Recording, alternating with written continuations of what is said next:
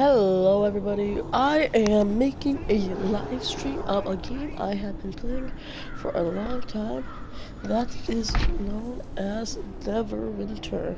So, probably should have started this off at day 1, but I'm fairly experienced at this game, so basically I'm just going to be giving you guys a look at the game. Level 7, which is the max level. I just been grinding and grinding on this. So what I'm gonna do today is, I think I'm gonna make a GWF Great Weapon Fighter build, which is what I am, my Great Weapon Fighter build, and I'm gonna start from level 1 with my Hunter Ranger. So, yeah, this is basically just gonna be a playthrough of the game. I might just do some builds, some dungeon walkthroughs, but for now, let's just get right into this. So for my Great Weapon Fighter build, I tried to invest in a couple of things. Since I'm fairly new to the level 70 aspect, I haven't been playing this for a long time. When I was a low level, I went for power, so if I were you, I'd keep your power around 13,000 to 15,000. That's a good level for it to be at. And critical strike, now my critical strike's not the best, but you probably want that to be at around the same level as your power. Because you want to have the critical strike chance in the 50s or 60s. Even though I've seen some in the 90s, but I don't honestly think that's important. Armor pen, didn't really focus on that. Defense, well, you want your defense to be around the 8,000s possibly, if you can't get it up there. If you can't, go for the 6,000s. You also want to have your item level, which is up there. I can't really scroll up to it. Oh yeah, I can. You want to have that in the 2000s so you can farm and do epic dungeons and get the seals. And another thing I went for was lifesteal. You don't really need that in the 2000s. Just keep it above 1,500. That really comes in handy because when you're attacking and you don't have any more potions, you just steal life. Movement, don't really focus on that as much. For a Great Weapon Fighter, you want to focus on critical chance and critical severity. You really want to focus on the critical strike. Now, when it comes to building up your points, you want to go for strength and dexterity, because dexterity gives you your critical chance, inflection chance, or strength gives you that damage bonus and all that stuff. So I just went off this and stuff like that. Maximum hit points, you want to keep those pretty high for level 70 and stuff. On to powers. So I have the Destroyer active, which is when you get your huge strike steep, increasing your damage by 3% every time you hit more than 3 enemies in a single attack. So the more and more you attack with it, basically stack damage, the more and more damage it does. I also show Slam, because that's a damage buff. It increases your damage, and increases your, it also gives you a buff, and increases your damage debuff, which is how much it takes off the damage either to you. And I think it also, yeah, it also helps the people around you. Another thing I had was Weapon Master Strike. That is when you attack somebody and another thing will come up behind it. You attack with an expert strike that briefly reduces the damage resistance against your at wills, then quickly follows up with another attack from behind. Yeah. So strike I also have, that's basically a 3-hit combo, and I'll show you both of those two in a second. I have Battle Fury, which is a damage buff. Did I miss something? No, I have a damage buff. I have the Daring Shout, which gives you more determination and a buff as well. I have Hidden Daggers, which is you get 3 of those, and you can use them in a row, which is 3 little daggers being thrown. And then I also have these ones, Wrathful Determination. You'll gain up to 5% melee damage as your determination fills up. Yeah. So the more and more this bar to your left fills up, you see like the little crossbow looking to your left. Yeah, so I'm just going to show you all the abilities right here and right now. So first off, I'm going to show you Daring Shout. Now that increases my determination, and as you can see the bar to your left, right above my short strike is going up. Okay, now I'm going to be doing more and more damage as it goes up. See, my critical strike is not going up as much as it should be, and here's that short strike, which I advise only using if there's one target around. It's just a 3-hit combo. Now these daggers, you just throw 3 of them, and as you can see under Beast Under 64, my damage is being decreased. If you use this, that's like some type of defense buff. We do a shout once again. combine it with the determination R1, which would get all big, you could be dealing out a lot of damage. Now, for the daily, right now my artifact is this little asteroid thing which rains down. It doesn't really matter what artifact you have. I would advise one that probably gives them more critical strike or critical chance. But the slam, this is the slam, gives them more damage. See how much damage I'm popping out now. Not a lot compared to I've seen others like Owl's random kills damage, stuff like that. Not even compared to it, but I'm still doing a pretty good amount of damage. So yeah, now when it comes to feats, what I would invest my feats in is the Summon Action 4 out of 5, the Split Strength 3 out of 3, 3 out of 3 Toughness, 3 out of 3 Sitting Critical, 3 out of 3 Weapon Master, because you always want your critical chance pretty high. Stealing Defense 5 out of 5, the entire top row of Destroyer, 1 on the bottom, the very last one on the bottom, and you want all of these maxed. And you want Destroyer's Purpose. And then you want the healing one, which is Powerful Challenge. And you want Scale Agility. Okay.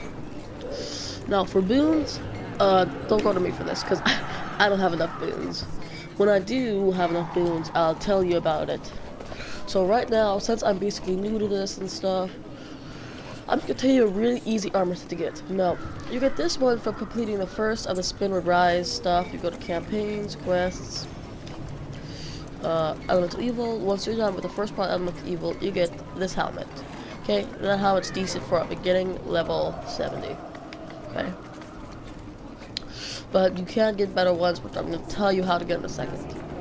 So if I were you, I just complete Spin with Rise until you get this weapon right here. Now this is the weapon I have currently, and it gives you some pretty good power. So once you have that power on, you might want the armor, but I'm not going to tell you to get it.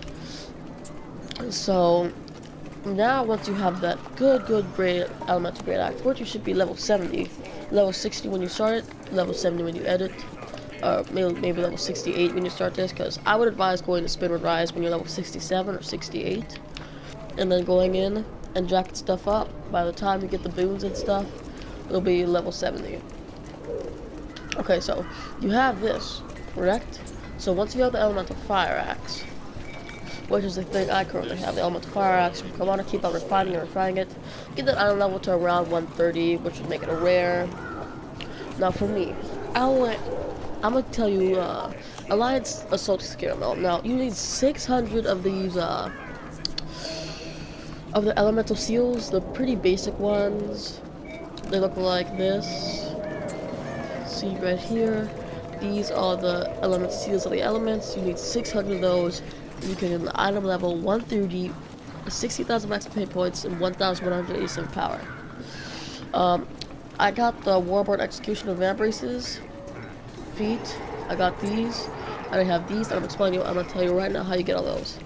It's surprisingly cheap in the trade house. Now you just gotta go to the trade house. Gotta go to arms, epic. Sorry, packs. Go to packs, equipment packs. Search. Dusk Boot packs, go to buyout, 9,000 for one of these Dusk Boot packs, which is rare epic equipment, 4,600. That's one Q, but that's one Q. And then you have, I'd go for the Warborn gloves. You gotta scroll to the right a little bit. You're gonna see a Warborn right there, 5,000. That's another Q. After about 2 cloak towers, with your invoking, that's already an epic piece of boots and an epic piece of Warborn and an epic piece of armor. Now about the, I have a pair of the Drowcraft shirt and Drowcraft pants. You can also buy those from the trade house as well. Top of the trade house, pants, and it's called the epic. So if you're a great weapon fighter, it doesn't really matter what class you are. Pop. Oh yeah. Boom. 1 Q right there. And 1 Q right there. It might take like 2 days in all to get, but you'll get some pretty good armor. Now since I was power belt, I have the fire elemental fire sword. Since I was really about power, my waist gives me more power. It's restoring belt of smiting. I have the agile ring of smiting, restoring ring of smiting, and agile amulet of smiting. Okay, so now on to enchantments. I was going for the experience boost for a little while, but then I stopped. I got rid of my Azure enchantments. I think I still have an Azure enchantment on my feet. Yeah. So I have 11% experience boost. I have an Azure enchantment rank 7 at my feet. No enchantment. Oh, radiant enchantment in here.